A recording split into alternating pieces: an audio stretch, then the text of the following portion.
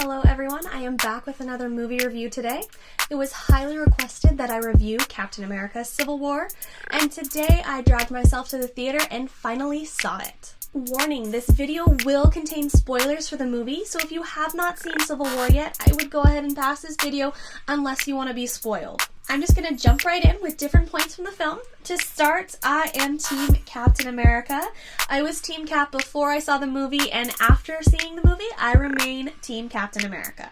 Okay, so the basic plot of this movie is a civil war going on between the different heroes and or Avengers in the Marvel Universe. Some of them want to sign a contract placing rules and regulations on them from the United Nations, while other members of the Avengers feel that this contract is a bad idea and will not end well. So right off the bat, they use one key point on why they want the Avengers to sign this contract. They blame them for the attacks that have happened around the world. Now, blaming the Avengers for these attacks is ridiculous to me. I thought the idea was annoying in the trailers and the same in the film. Yes, there was a lot of destruction throughout the different Marvel movies or Avengers events, but the way I see things is fairly basic. What would have happened if the Avengers didn't help in those situations, in New York, DC, or Sokovia? It would be devastating.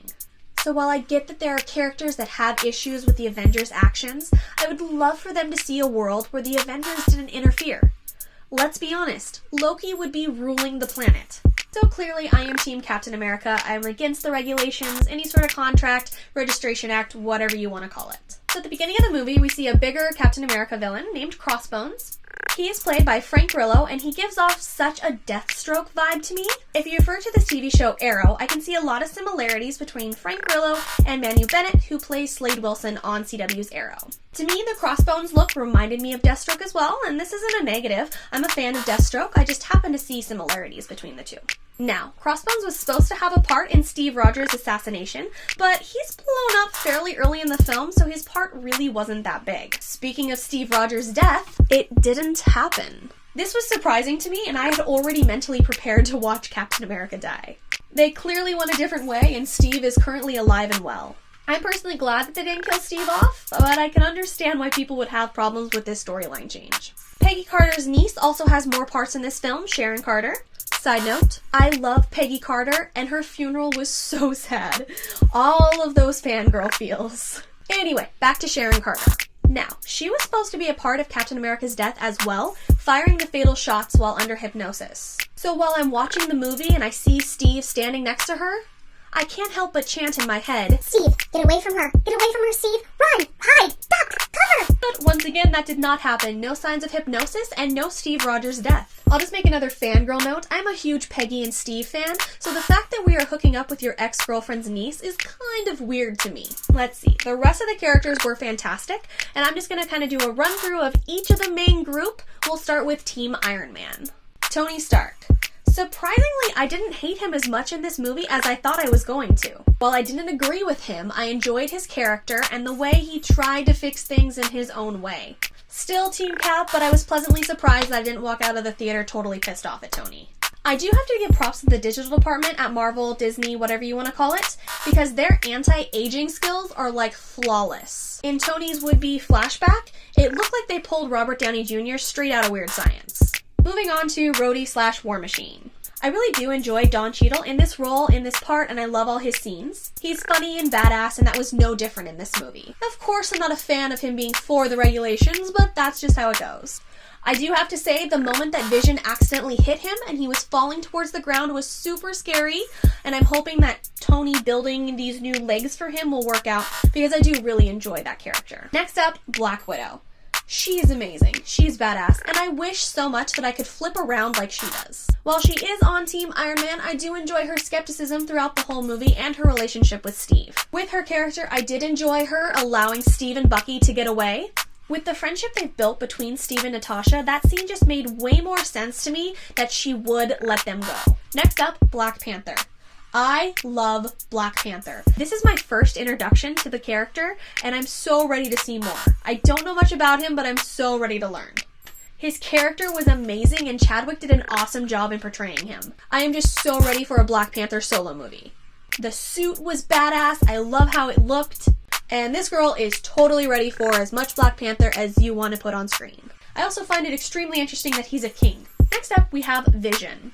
Now, I don't know how I feel about Vision. The makeup is beautiful, and I enjoy Paul Bettany's performance, but I'm just not sure how I am with the character. I just don't think he's a favorite character of mine. Maybe I need to warm up to him a little bit more. I'm just kind of on the fence. His relationship with Wanda in this movie was interesting, but I just don't think he's up on my top list. And last for Team Iron Man, we have Spider-Man. Gonna be straight honest with you, I am not a Spider-Man fan.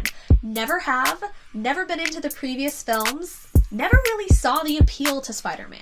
But I did enjoy this appearance in this movie.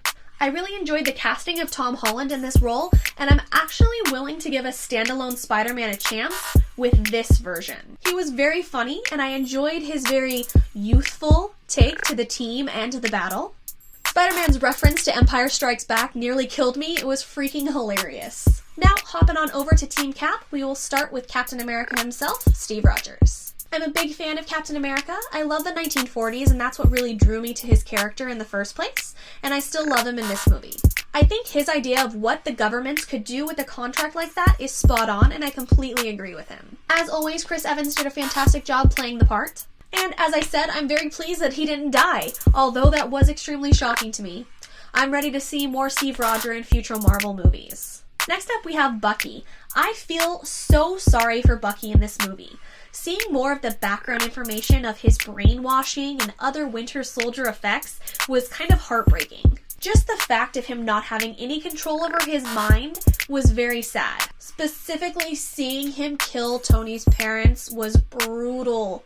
And to be honest, I really can't blame Tony for freaking out after that. He just watched a video of Bucky murdering his parents. Next up, we have Wanda or Scarlet Witch. Elizabeth Olsen is great. I did enjoy her reacting to what the world thought of her and her powers. I thought it was very realistic to what would actually happen if suddenly the world was telling you that you were a dangerous weapon and couldn't be trusted. I also enjoy how they show her powers, the effects and all that jazz, and I enjoy her part of the group in general. Hawkeye. Glad we got to see him in this. I had heard rumors that they were going to off his entire family, and I'm extremely pleased they didn't go that route because that would have been freaking horrible. He is his normal smart-ass self and is a great part of the Team Cap.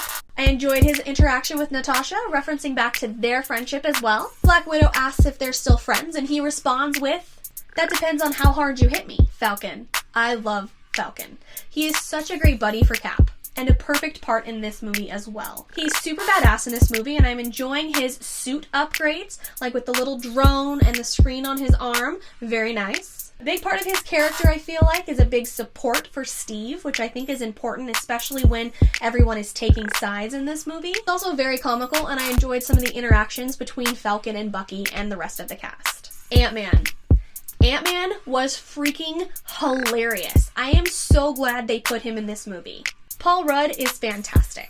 I absolutely loved him meeting the team and interacting with everyone, kind of like a little fanboy. One of my favorite parts with Ant-Man is when he goes inside Tony's Iron Man suit and starts breaking things apart and talking, at which point Tony asks who is speaking, and Ant-Man responds with, "It's your conscience. We don't talk a lot these days." Probably one of my favorite lines in the whole movie. And of course, we get to see Ant-Man huge in this movie as well, which I was surprised to see. Everyone's reactions to that scene were spot on as well. Like, tiny dude is big now. Or anybody on our side hiding any shocking or fantastic abilities they'd like to disclose. All in all, I really enjoyed all of the characters in this movie. Just some other scenes I wanted to talk about throughout the film. I mentioned when Vision accidentally hit War Machine and he goes crashing to the ground. While this scene was scary, I love that Iron Man and Falcon immediately started going down, desperately trying to reach him before he crashed. It didn't matter that they were on different sides. Falcon was right there to help. And it was super annoying that Tony zapped Falcon after they had all landed.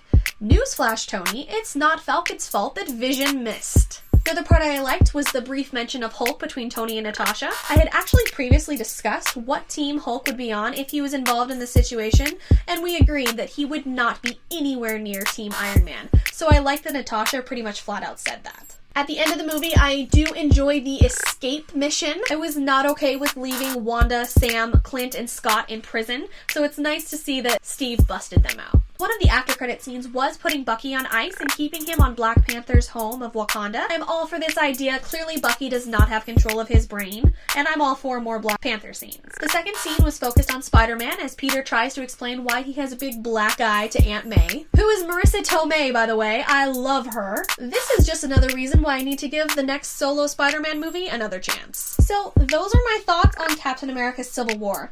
A lot of people have been comparing it to Batman vs. Superman, clearly, and asking which one was better. I think Civil War was better, but that's just my personal opinion. Normally, I am a bigger DC girl, but I think Marvel won this one. If you guys enjoyed this video, be sure to give me a like, and drop your comment below of what you thought of the film. I'd love to read your guys' opinions. Thanks for watching, everyone, and I'll see you in the next video. Bye!